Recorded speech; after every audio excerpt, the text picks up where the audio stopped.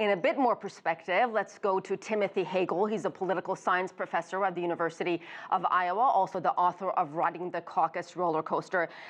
Professor, do you agree with our correspondent, Nathan King, that this deal is pretty much over and Donald Trump is the presumptive Republican nominee? Yes, basically the race is over. Kasich may still be in it, but he really doesn't have much of a chance to get anywhere near the number of delegates away from Trump in these final states. Trump will do well in places like West Virginia, probably Washington, maybe New Mexico.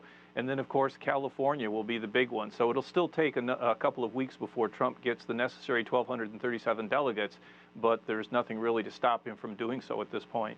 What do you think will be John Kasich's next move? It's a little hard to say. Kasich had been suggesting that he would be able to do something in an open convention, but that required that Trump didn't get the nomination on the first ballot. And at this point, there's nothing that's going to stop Trump from doing so. So you would think that Kasich would basically suspend his campaign as well, but we'll have to wait and see. What did you make of Cruz's speech he made a few minutes ago? No mention of Donald Trump, no mention of whether he's going to support and endorse him. The Republican Party seems very much fragmented and in disarray. At the convention, which is a time to unify the party, are these candidates going to support Trump?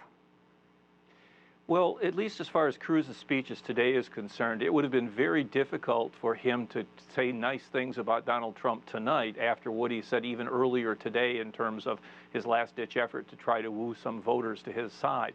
But having suspended his campaign tonight, it gives them several weeks before Trump actually becomes the presumptive nominee and gets those pledged delegates, and then a few more weeks, 5 or 6, until the convention. So this way they've got a couple of months to work on that idea of smoothing ruffled feathers and basically trying to come together as a party and get behind Trump as the nominee. You know, angry rhetoric and accusations, of course, are nothing new in our U.S. presidential race. But this one seemed especially ugly, considering what you just said and the latest salvo between Trump and Ted Cruz. What do you make of all that? And is that pretty much a moot point right now?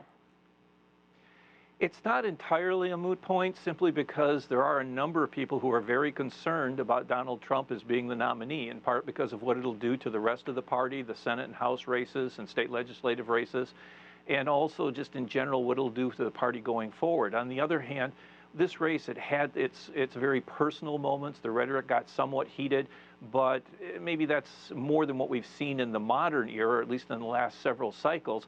But there have been many other cycles in the past where the rhetoric was much worse than it is this time. So ultimately, I think you'll see the Republican Party come together in some form. It's just not clear what form it will be right now. So let me switch over to the Democrats, Clinton and Sanders. Sanders, as Nathan and I were talking about, is ahead right now.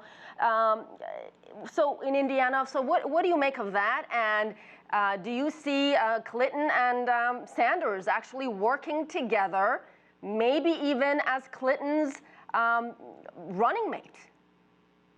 Well, I can't see Sanders as Clinton's running mate just because Clinton would probably try to find somebody that's a little bit younger with the potential of succeeding her should she get elected and get reelected to a second term. And even if she doesn't get reelected, that person could go on and run again in 2024.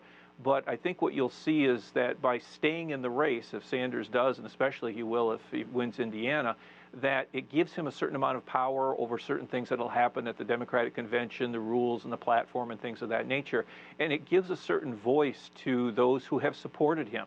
If he were to simply drop out and not then fall in line behind Clinton, and instead of working with her, then maybe his supporters wouldn't move to her side of the aisle for the general election. At this point, there are many Sanders supporters who just don't like Clinton, and at some point, Sanders will need to try to work with Clinton in some way, and if they can, even though they're still competing, if they can kind of get along and work together at the convention, again on the platform and rules and things like that, then maybe Sanders would become a surrogate for Clinton as well, and then his supporters would support her and give her a better chance of winning the general election.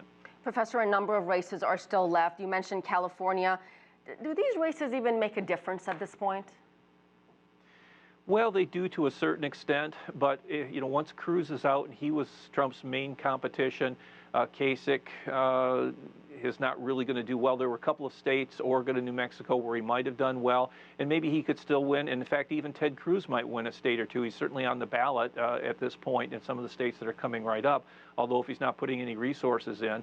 And even on the Democratic side, it still matters, even if it looks like Clinton is going to clinch the nomination, particularly with the superdelegates. So, yeah, to a certain extent, these races still matter, particularly California, with the number of delegates that it has for both parties. But in terms of actually determining the outcome and being as pivotal as what we saw tonight, particularly for the Republicans, not so much. All right, Timothy Hagle, thank you so much for your time, sir.